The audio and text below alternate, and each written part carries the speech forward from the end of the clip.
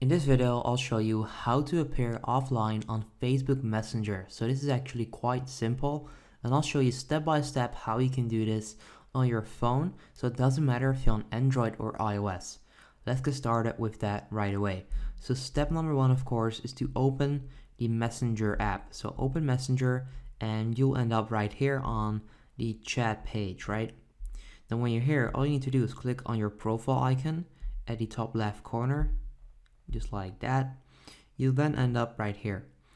Now all you need to do now is find profile and then find active status. Okay, so click right there on active status, and then you'll see that here's a button that allows you to show when you're active. So if you want to appear offline, you want to disable this, so click on it and then click on turn off right there, and there you go. So right now, if you open Facebook Messenger, you will appear offline. Like, this is pretty much how you can do this. It's that easy. So if this video helps you out, make sure you go ahead and leave a like. I would appreciate that.